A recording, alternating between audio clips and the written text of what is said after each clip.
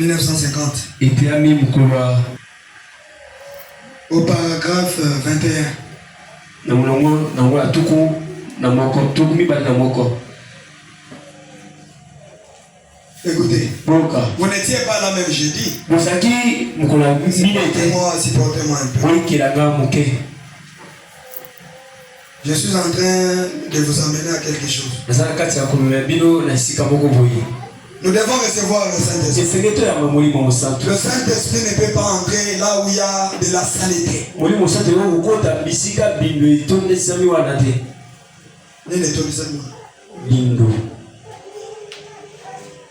Quand Dieu envoie un prophète, les gens qui vivent dans cet âge-là, ils sont obligés de croire dans ces prophètes-là. Est-ce qu'on se comprend? Un jour, l'ange est venu. Il a dit à Fébron, ne bois pas, ne fume pas, ne suis pas ton corps d'aucune manière. Quand tu seras grand, j'ai une œuvre à faire avec toi. Et le monsieur a commencé à grandir. Un jour, je lui dis, amène les gens à te croire. Amen. Et quand il a prêché, en aucun jour, il n'a jamais dit aux gens, croyez-moi, croyez-moi, croyez-moi. Écoutez maintenant ce qu'il dit. Paragraphe 21. Il m'avait dit que si j'amenais les gens à me croire, cela me semble étrange. De devoir vous dire de me croire, de croire à moi. Nous avons lu ici 2 Chroniques 20 dit croyez en Dieu. Confiez-vous en l'Éternel votre Dieu. Vous serez affermis. Et confiez-vous en ses prophètes. Vous réussirez. Maintenant il dit, n'êtes-vous pas supposé croire en Dieu? Vous devez croire cela. Croyez en Dieu. Croyez en Christ. Et croyez au Saint-Esprit. Alors, après avoir cru en eux tous, Dieu veut que vous me croyez. Même quand je suis venu aussi, quand je suis en train de prêcher, vous êtes dans l'obligation de me croire pour que je devienne une bénédiction pour vous. Si vous ne me croyez pas, Amen. Vous devez avoir confiance dans l'homme que Dieu vous a envoyé. Il dit, il veut que vous me croyez. Mais alors, vous devez faire quelque chose. Or, vous pouvez croire un homme, et malgré cela, les dons n'agissent pas pour vous. C'est la raison pour laquelle aujourd'hui, les gens croient en Dieu. C'est toujours Jésus. N'est-ce pas juste? Il a dit,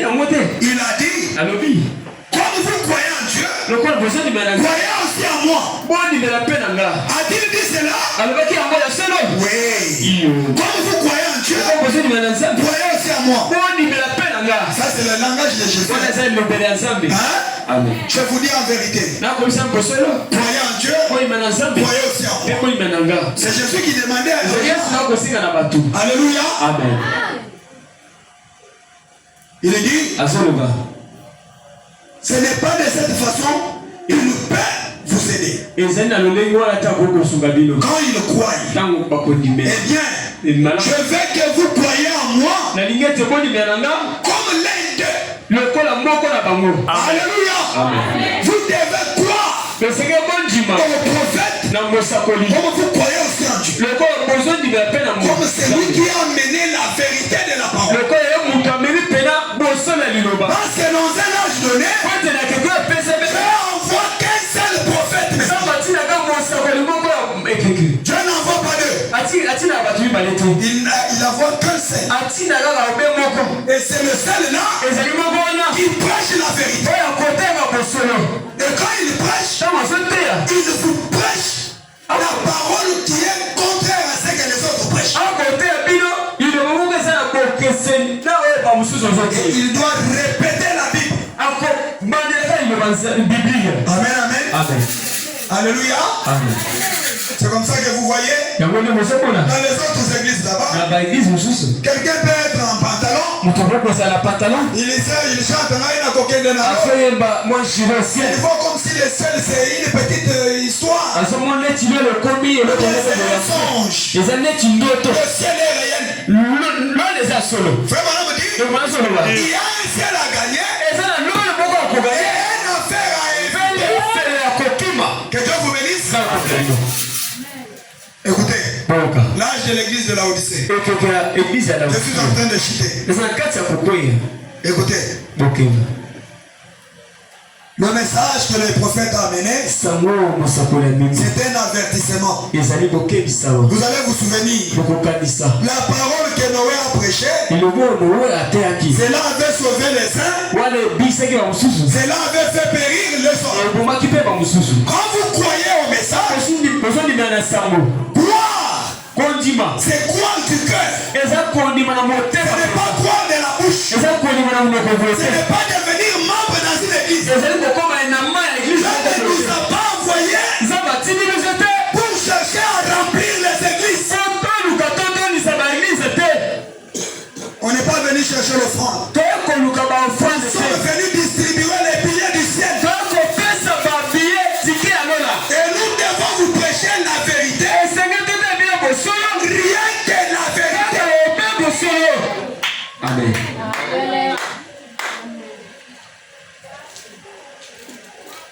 Quand je serai là-bas, Dieu va me dire, petit, qu'est-ce que tu as péché? Toi tu prêchais les gens l'argent. Pendant que tu voyais leur vie dans l'adultère. Pendant que tu voyais qu'ils volaient. Pendant que tu voyais en eux les critiques. Tu n'as pas condamné ça. Tu étais en train de dire qui peut amener ces gars-là? Qui peut amener ça là? Qui peut amener ça là? Oui, on a ça là, on a ça là, les bonnes liens à Turbo. Mouipi, escroc. Imposteur.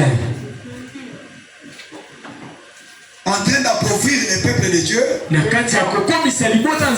sont en train de devenir riches.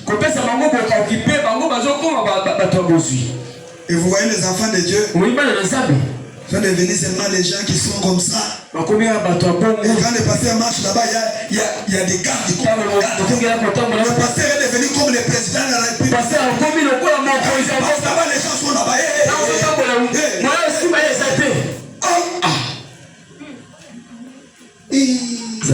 Yes, oiseau les cabatos aussi, bah,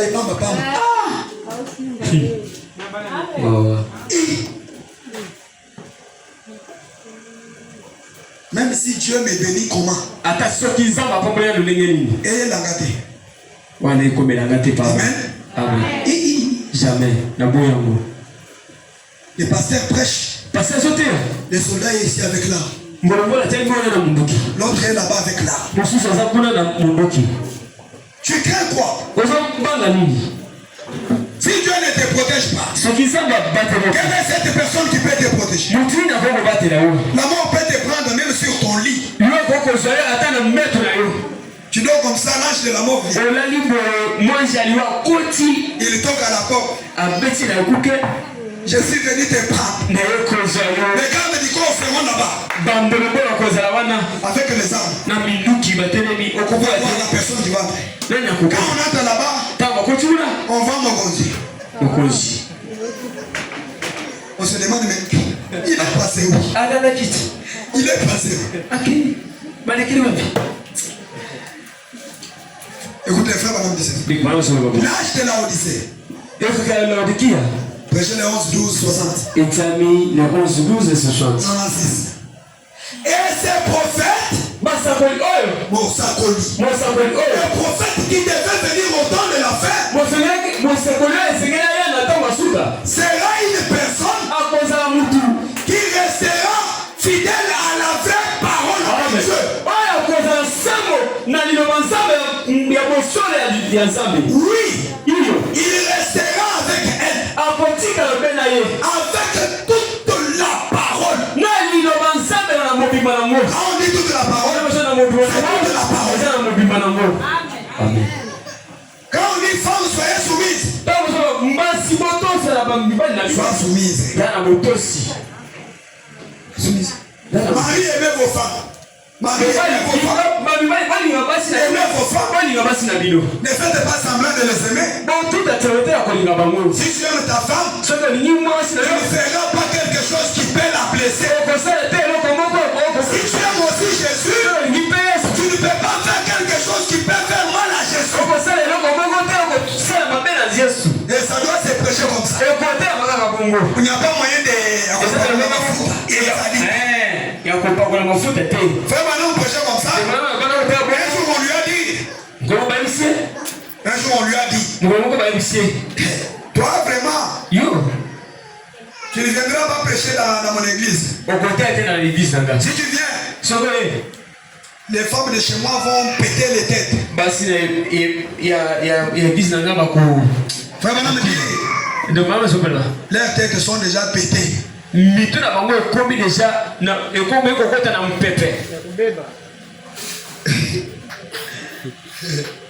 Et tu refuses que je vienne.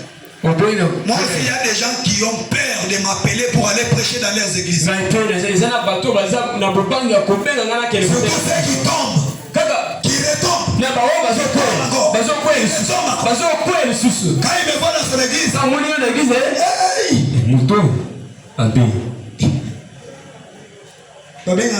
l'homme de Dieu vient prier. Là, tu peux prier. Mais prêcher. Pour te connaître à la place de Bogono Ezali. Même dans la Sokola Pota. Tango baso Sokola Pota et ce qui s'accate et les lisaka. Tango le Banasa maison bime toucher mon thème na oko sekate. Les là. Amen. Oh, na ebandeli. Tango sangwe bana ko thème boy. Chera we tondi na bilelo. Pinzoli. Mais le lo kolele kenda wapi? Isolé comme un glace. Vous vous habituez à la parole. Vous voyez comme si vous allez vivre éternellement.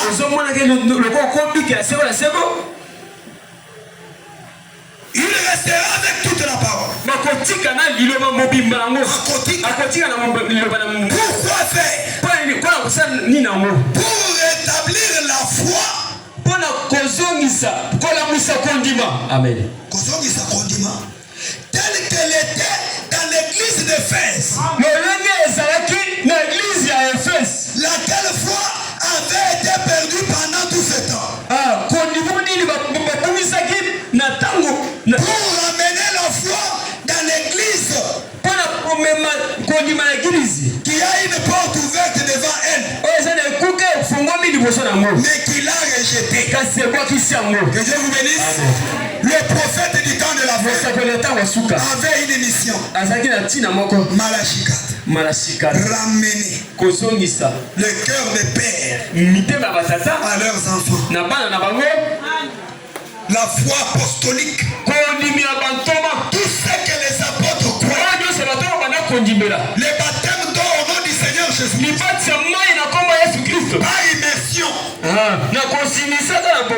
Par aspersion. La réception du Saint-Esprit par le positionnement. La guérison divine. L'église d'aujourd'hui devait avoir la même foi que les apôtres.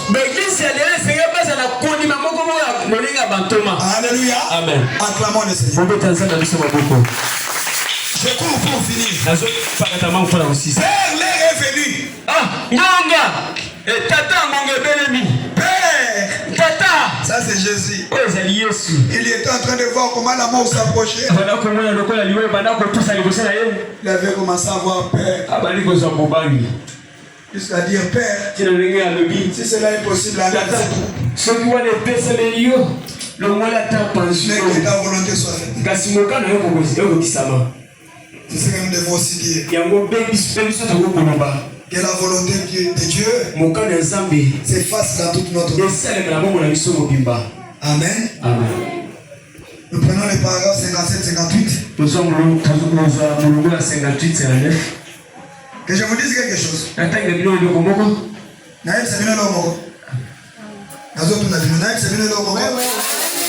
Vous voyez la nuit d'hier. Moi je n'ai pas encore dormi. J'ai travaillé toute la nuit. J'étais debout. En train de monter. Mais je suis encore derrière.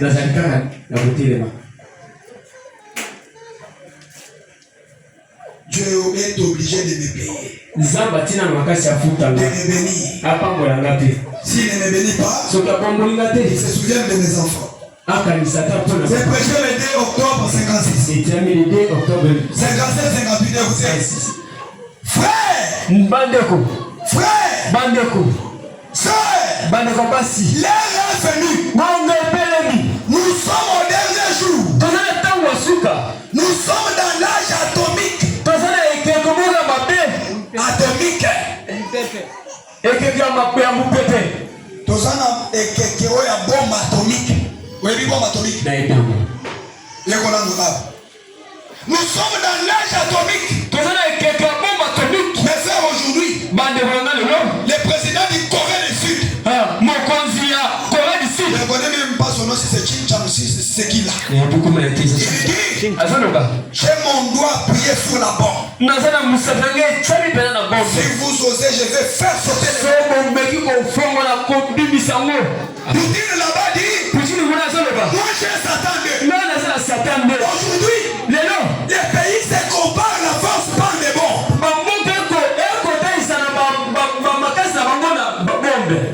L'âge atomique. Écoutez-moi bien ça. L'heure est venue où ils ont une arme qui peut déplacer cette terre de l'orbite en 5 minutes. Et l'envoyer dans le soleil et provoquer une destruction totale.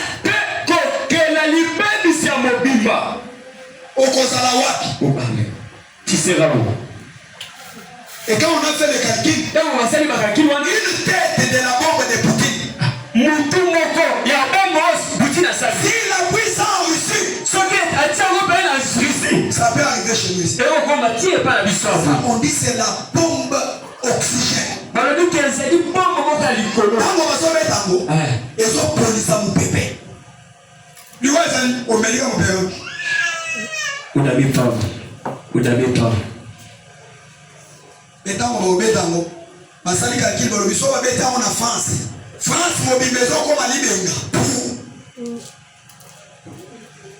Et nous les chrétiens, nous sommes en train de jouer à l'hypocrisie.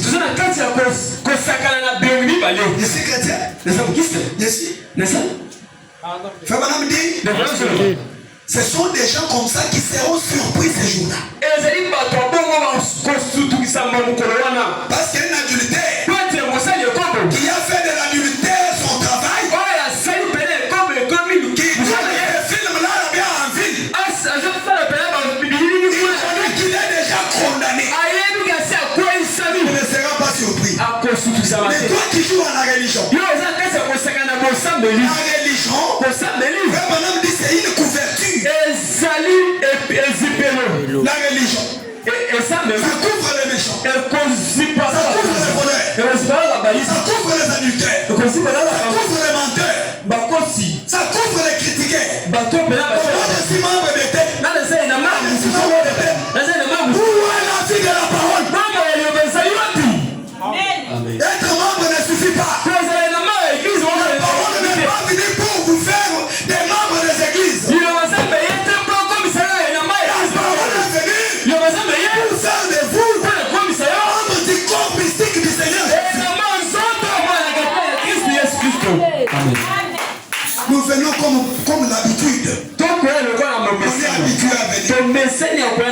Oh mes frères et sœurs. Un jour, tout passera. Tout passera. Frère Branham dit, il ne pouvait pas faire cela auparavant.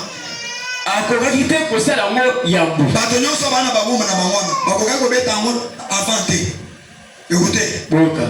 Mais l'heure est venue. Amen. Amen. L'heure est venue où il y aura une apostasie. Donc, beaucoup de familles sont mobimba.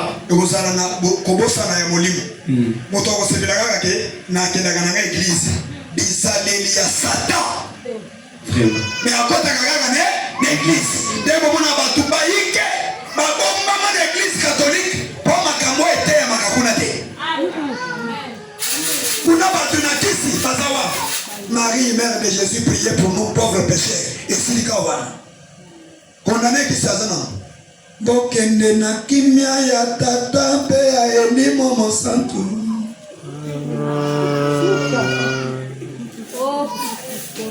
Merci Seigneur. Merci Seigneur pour William Branham. Il nous a amené les détails de la vision. Alléluia. Alléluia. Amen. Même si je n'ai pas beaucoup d'argent, j'ai le Saint-Esprit. Quand Jésus paraîtra,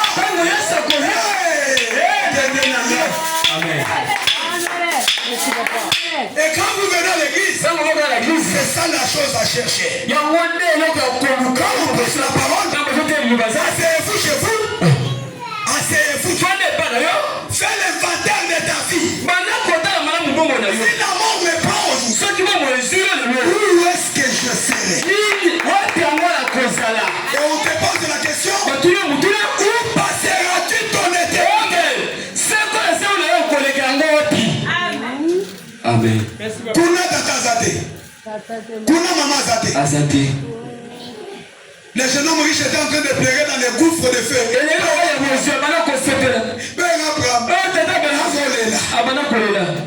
Envoie Lazare.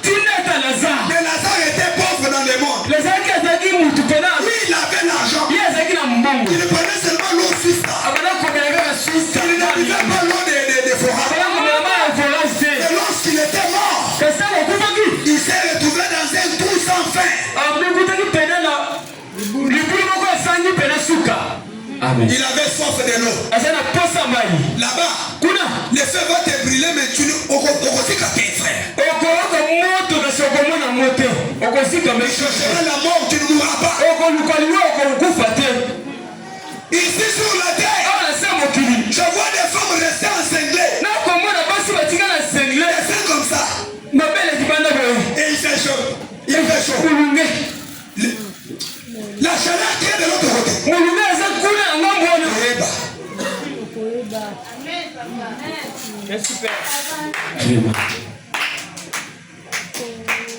L'apostasie. La Bible dit, à moins que l'apostasie vienne premièrement.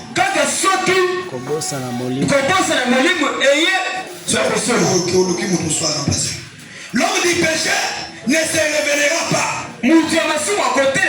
L'église pentecôtiste dit à la fin de tous les temps,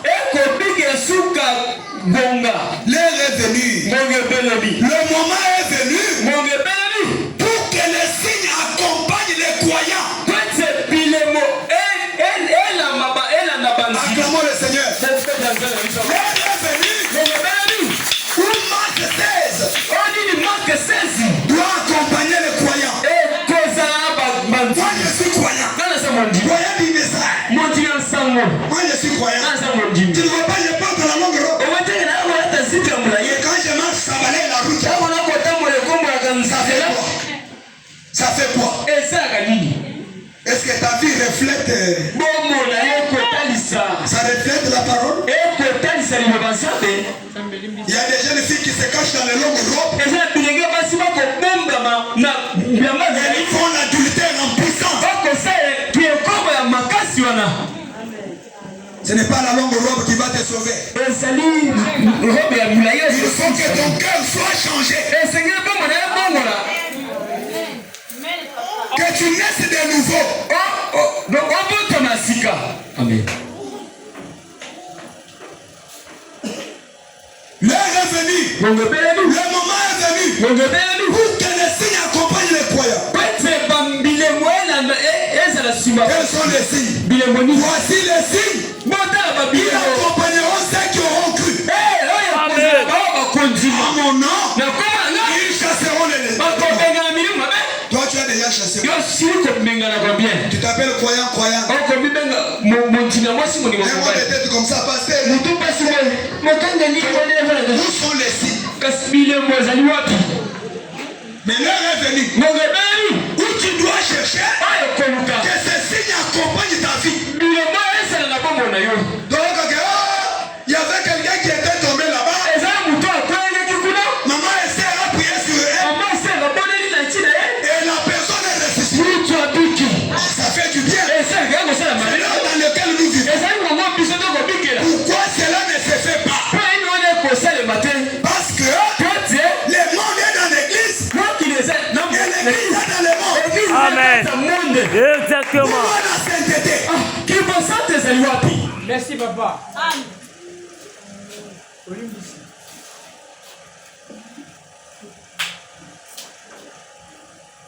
Nous sommes à la fin des temps.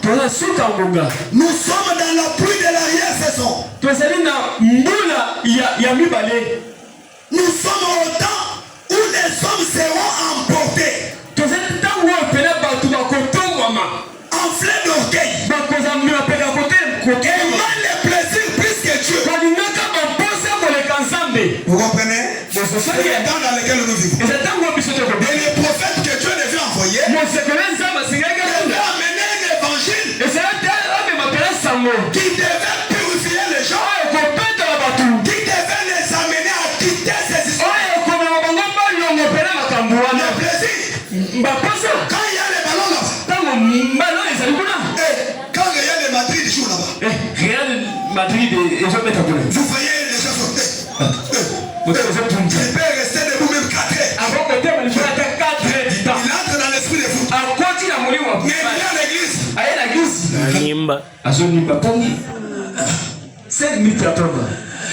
Satan. L'apostasie.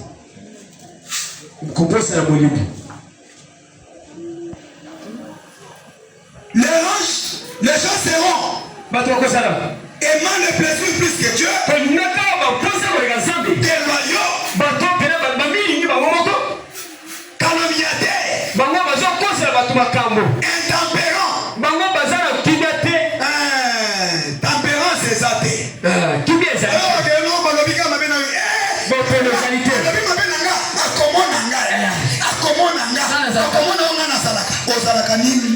Donc tu nous montres notre face. Alors qu'en toi il y a une autre personne. Merci papa. L'heure sera là où on connaîtra le vrai toi. La Bible dit on ne cache jamais sa nature. Tout ce qui se passe dans les ténèbres, un jour sera connu. C'est comme ça que notre frère là était comme ça. Notre frère là était comme ça. Donc tu vivais par hypocrisie.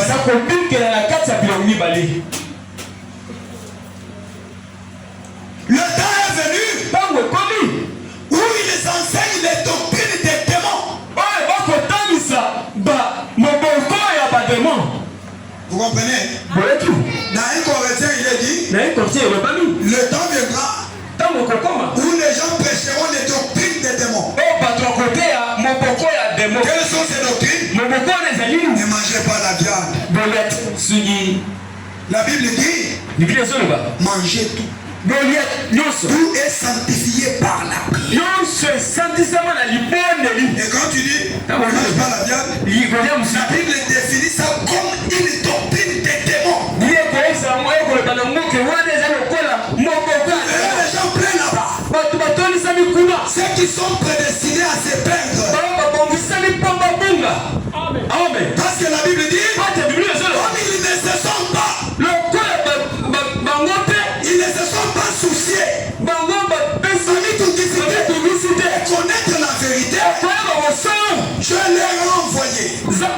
l'esprit d'égarement. Amen. Molimo ya kokufa miso. Molimo ya kobenga. Ya kobenga okende musika. Comme tu ne cherches pas à connaître la vérité. Moi aussi j'ai mon église. Moi aussi j'ai l'église. Moi je suis protocole. Là-bas je suis. Être protocole ne sauve pas. Le chemin comme je prêche là ne sauve personne. Moi qui vous prêche, je dois aussi avoir la vie des autres.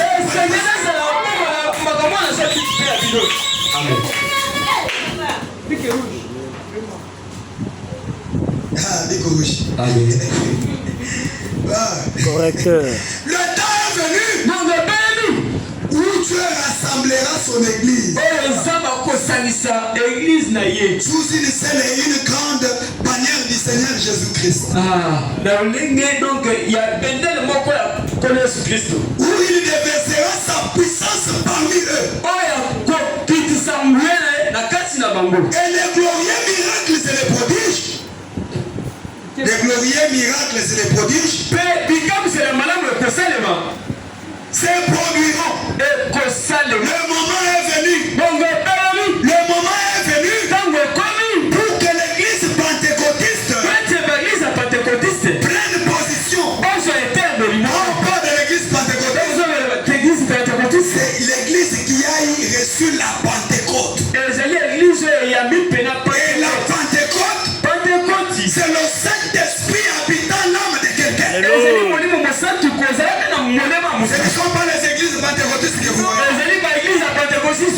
Et cette église qui doit prendre position, c'est toi mon frère, c'est toi ma soeur.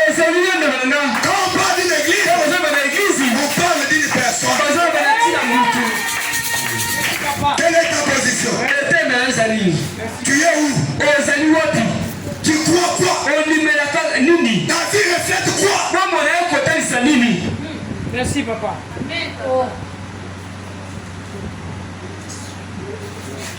Le moment est venu pour circoncire l'église et retrancher tous ces non-sens. Amen.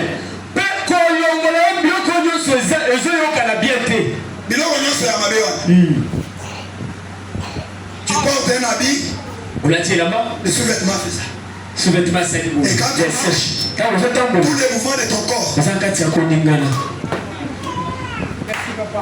La Bible dit quelqu'un qui regarde une femme pour la convoiter, il a commis adultère avec elle dans son cœur. Et quand toi tu fais ça, Corrigez. Amen. vous allez dire ah papa, c'est comme on avait dit au petit temps des frères Banam, on ne vend que ça. Frère Banam a dit, n'est-ce pas qu'il y a aussi des machines à coudre? Nous n'avons pas la serre à dos dans cette église. La serre à dos, nous faisons les habits. Quand on est avec un homme, où est sa femme? Amen. Ce sont des non-sens. Ça ne doit pas exister dans l'église. L'église doit être purifiée. Là où le Saint des Saints habite, c'est un endroit saint. Le Saint-Esprit ne peut pas entrer là où il y a les désordres. Amen. Je peux prêcher comme ça, demain vous entendez que Pasteur Félix est mort. Venez à mes obsèques avec joie. Vous allez pleurer peut-être pour la séparation. Vous allez dire cet homme-là prêchait la vérité. Alléluia. Ça peut être ma dernière prédication. Parce qu'on ne connaît pas.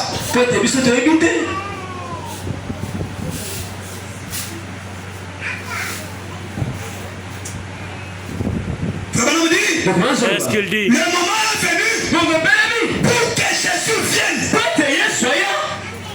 Est-ce que vous écoutez? Le moment sera bientôt là pour que les récompenses soient distribuées.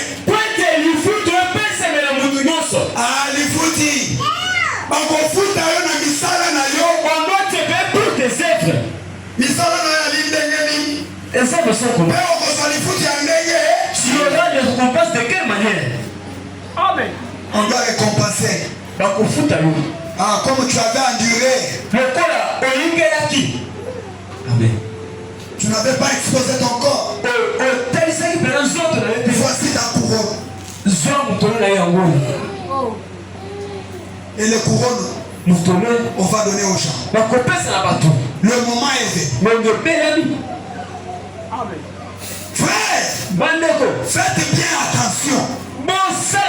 Pour que votre couronne ne soit pas posée sur la tête de quelqu'un d'autre. Amen.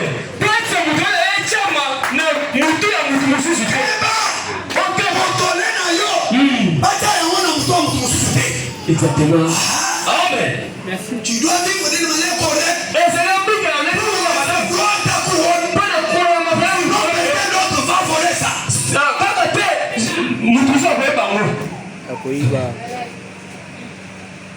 Amen. Le moment est venu. Nous sommes au temps de la fin. Si jamais nous devons faire quelque chose, frère, faisons-le maintenant. Si jamais nous devons arranger nos vies avec nos frères et sœurs, arrangeons maintenant. Parce que c'est maintenant notre jour. Amen. Demain appartient à Dieu. Merci Père. Papa, moi, il ne faut pas me faire ça. Ça, c'est mon église. Je peux prêcher même 5 heures. Je sais là où j'amène les gens. Toi, tu vas répéter, arrête. Merci. Je suis en train de contrôler les esprits des gens ici. Ok. Oui, oui. C'est ça.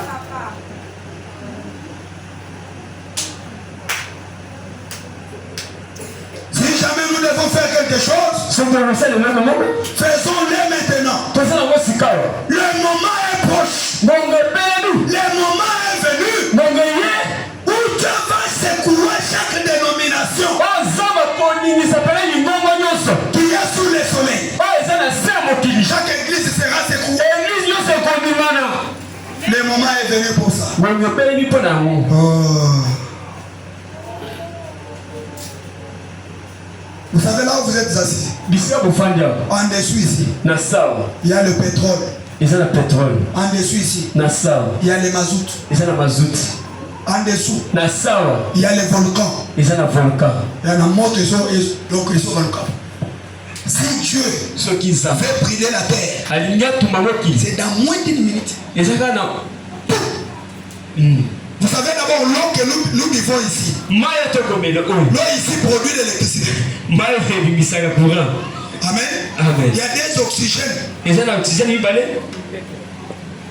l'eau, il y a oxygène et quoi? Hydrogène. Ce sont des explosifs. Mais nous on boit ça. C'est toi ici. S'il y a l'effet du courant, si vous mettez là-bas, ils sont comme un sous-boulé. Vous avez déjà constaté ça?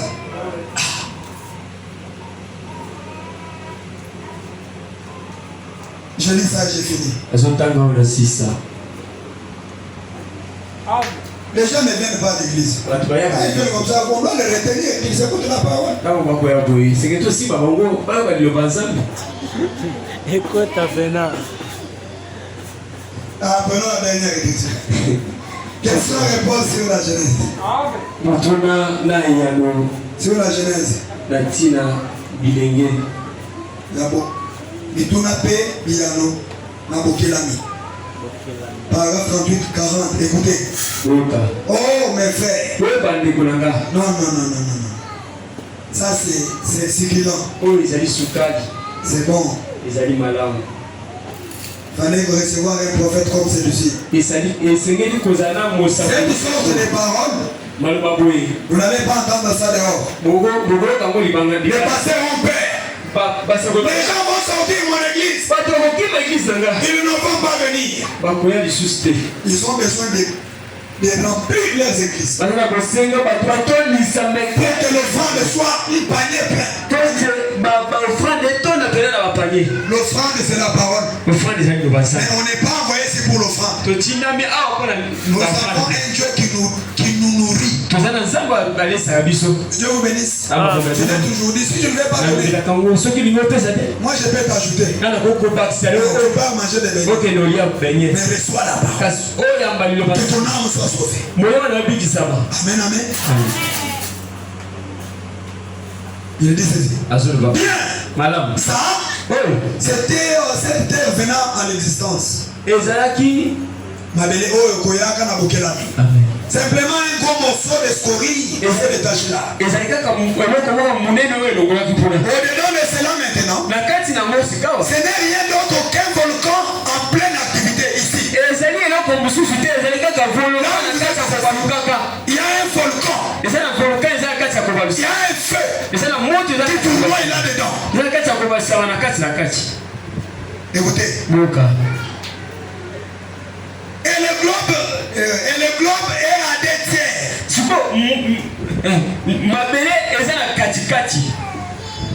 À plus de 2 tiers couverts de l'eau. Donc mi balé na mi sato. Donc était de monnaie na mokili et ça la rendait maï. Amen. Amen, amen. Amen. Bota la peine à globe terrestre pour mon ah ma yese belé ma belé mke. Ma belé mke. Et regardez un peu. Cette croûte sur laquelle nous vivons, ça. Oh là. Elle est pleine d'explosifs dangereux. Les gaz, l'essence, le pétrole et autres. Est-ce vrai? Et les 2 tiers du globe, plus de 2 tiers c'est de l'eau. Je pose la question, quelle est la formule de l'eau? Quelle est la formule de l'eau?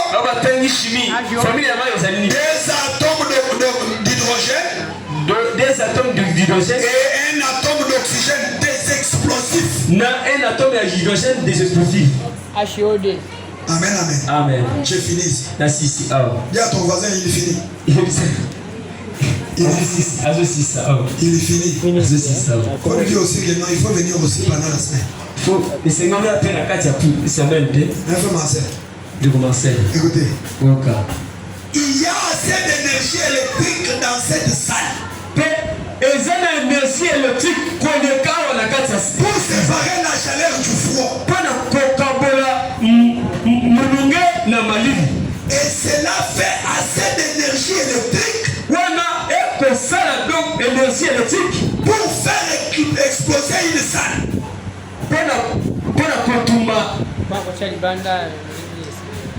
Vous pouvez mettre assez d'atomes dans une bande de gonfle.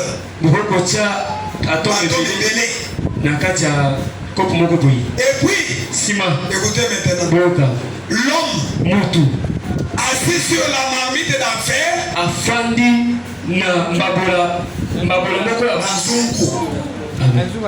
l'homme est assis sur une marmite d'enfer. Et cette marmite c'est la terre. L'homme assis sur la marmite de l'enfer se frappe la poitrine et défie la parole de Dieu, disant l'enfer n'existe pas. Il y a des gens qui disent ça. L'enfer n'existe pas.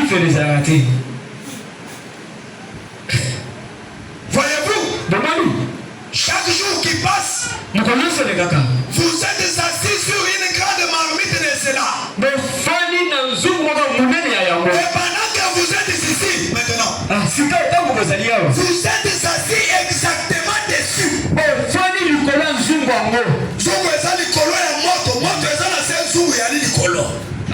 Est-ce que vous comprenez? Vous êtes assis exactement.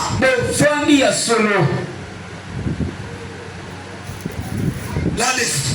Et l'enfer est juste sous vos pieds. Sika, lui fait des attaques na sama makolo na bino. Dis à ton voisin, l'enfer est sous tes pieds. Yebisa na voisin na lui fait des attaques na makolo. Seulement sous tes pieds. Kala na makolo na yo. Ce n'est pas loin. Ezali musika te. Sous tes pieds. Kala na makolo na yo. Alléluia. Amen. Maintenant nous allons prier. Tote bali ko to kongondela. Merci papa. Le temps est arrivé. Mongembe mungu. Où nous devons prendre la position pour la parole de Dieu. Ne venons pas comme l'habitude, chaque fois nous venons.